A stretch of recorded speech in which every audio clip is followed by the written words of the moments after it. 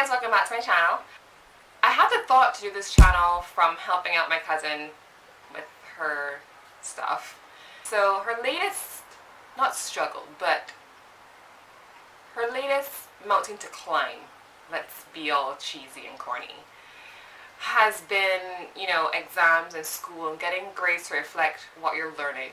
Because I know I suck at exams. Well, I can't say that now. I used to suck at exams. Like, I knew the work. I would know the work. I'd study. I'd do really well throughout the term or semester. And then exam would come and just pull down my grade. So it was really hard to see that I knew the work. I'd done the work. I had A the whole semester. And then again, see an exam brings down my average to a B minus. And it's not it was so disheartening because I knew the work. It was just that I suck at exams. During an exam, when you're called upon to produce all this work that you've learned the whole year, I would freeze. So throughout the years, I found ways to help my grades reflect what I knew in my heart I knew so that teachers would know I know myself. Okay, and basically these are my tips for specifically BCC and UE here.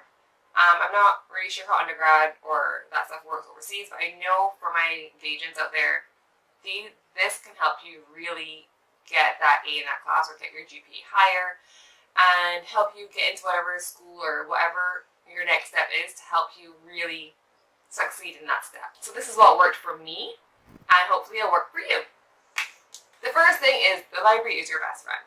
I know the library at BCC is small compared to other libraries I've seen. So BCC, if things haven't changed in the last about 4 or 5 years or so, I was at BCC 2008 to 2010. So it's about 7 years since I graduated, and 4 years since I graduated from UE. So things might have changed with the layout of the library at BCC, but I do know that upstairs is pretty quiet. I know that there's a space in the back that's pretty quiet. If you really want that quiet space to study. I know some people like that noise, so they can put their headphones, and it's that feeling of ignoring a noise that helps you focus. But it just depends on how you study. So if you want a quiet space where you can just be calm and by yourself, the back or upstairs is pretty fine. Or if you want to study in a group, I know upstairs has tables.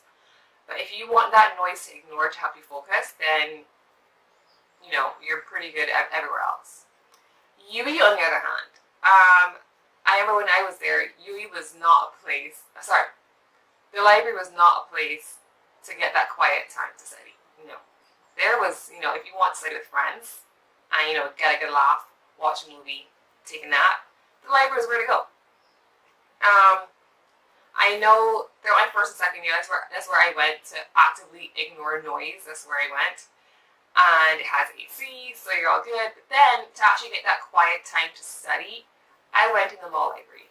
I don't know if things have changed and they don't allow people from other faculties into the law library, but when I was there, I went in there, went in the basement away from all the law students, and I would study in the basement in a corner table and sit there for hours to get all my work done. I was looking back at my old planners from UE and BCC days. And I used to do a lot of work in one day, 4 assignments, just push through them in one day. And that was because I was in the library a lot. I was able to get that time and that quiet time to actually do what I had to do. So the library is your best friend, especially in your second year at BCC or your third year at UE. You need to be in the library a lot more. Just get all your work done so that when you go home, you can just sleep, watch TV, play video games, so that home is home relaxing time and school is okay, get this done, get out of here. Especially now that UE isn't as free as it used to be. I know at UE you now pay for tuition, but I know it's not as much as you would pay if you were overseas. You should be thinking that money can go to, a trip overseas. That money could go to shopping. Or in my case, I always think, how many meals is that we're paying for right now? Honestly, that could be a lot of shafat. Think about it. So you want to get out as fast as possible, do as well as you can, and just get what you're paying for. So the library time is really to get your assignments done so you have more time to study. So I didn't study for exams in a weird way. I get my exam timetable and I plan out what I study in each course. Like I plan out, okay, so we did this and this and this. I study all of these things and learn how to do these things, especially for like accounting. You already know you have to learn like the trial balance or the balance sheet or the income statement. There's certain things you have to learn. And the same thing for everything else. Like for I know when I did business law, there are cases you have to learn. So you know what you have to learn in each course. Done. Then I study for my exams backwards from my exam timetable. So if I had like math on a Monday, English on Tuesday, accounts on Friday, I would study for accounts first and then go backwards to math, because I knew that during that exam week, I'm not going to have a lot of time to study for accounts because I'm so stressed out from my math and English exams. So I studied backwards so that the last thing I study is my first exam. And then when I'm studying for my last exam, I'm just reviewing what I've studied because I've studied hard for it already. So it's not a lot of studying to do before that exam. And that worked out really well for me because I know myself. By UE, I knew that I hated to study during exam week. And I really didn't want to be cramming during that time. So I would start studying from really early. Once that exam timetable was coming out, I would start to study. Because if the teachers are preparing, then I should be preparing as well. It's really sad to say, but I think of it as war. It's like the teachers are bringing their best questions, and they're bringing their hardest work, and you want to make sure that you are ready to fight that. So I would study from the moment that table was coming out. I would just start to study.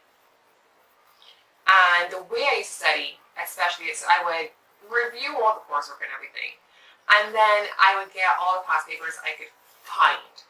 UE past papers, I think, are online. I'm pretty sure they're online. BCC, I'm not so sure. But I know for UE, you can get past papers. I was drowning in past papers when I was there. And the reason why you get past papers is because nothing really changes in your coursework.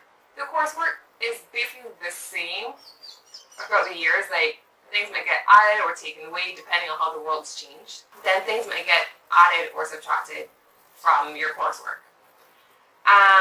But what stays the same is the foundation of everything else. So in accounting, you're going to get the same questions for years, because if you want to learn how to do a trial balance, and you're like, that hasn't changed. The trial balance hasn't changed.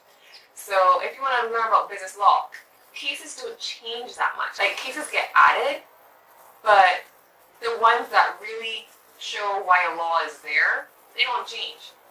So you really want to get past papers, and you have to remember, your teacher is spending all this time teaching you this coursework. They don't have as much time as you think to think of all these questions. So questions get recycled, words get changed a little, numbers get changed a little, but the foundation is still there. So once you learn how to tackle a certain question, regardless of the numbers that are in it or the words that are in it, you can do your exam. So you can even go to your teacher and say, I need this past paper, can you incorporate to make sure I'm on the right path? You don't have to mark it exactly, but just give me feedback on, what to include, what to exclude, and everything, so that the first time you are doing your exam is not the first time you've seen that type of question.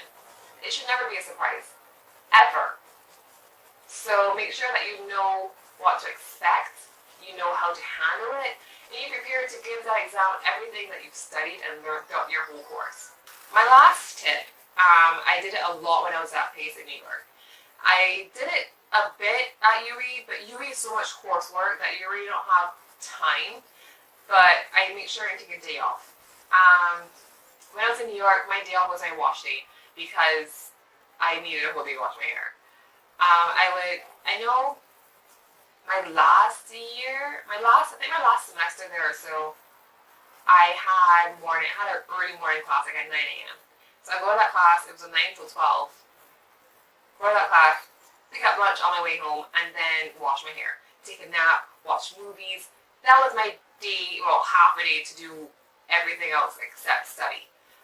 Organize my desk, clean my room, just not read coursework. That was the healthiest thing, I think, for me, because you get so stressed out and you're piling on all these things you have to do and everything, but you need that day to just relax. At UE, I used to go in the library on Sunday, so Saturday was my day off because Saturdays was my dancing day. I was dancing constantly. So Saturday, even though it wasn't a day to do nothing, it was still a release, not like it was still a release to know I didn't have to study today. At BCC, I had a day off regardless. So I know my first year I had Fridays off, and then my second year I had Thursdays and Fridays off. But I still go to school, but it wasn't like a compacted day of studying. It was a light day, you know, go to school, get what you can done, leave. So that was basically how I survived the whole semester, and not just exam time, but the semester itself, was to take a day off, de-stress, gather your thoughts, and really put yourself back together after being pulled apart in so many directions. So those are my tips for surviving BCC and UE and school in general, especially exam time. So I hope you guys are doing well in school, and I think I did a blog post about this months ago, or maybe a year ago.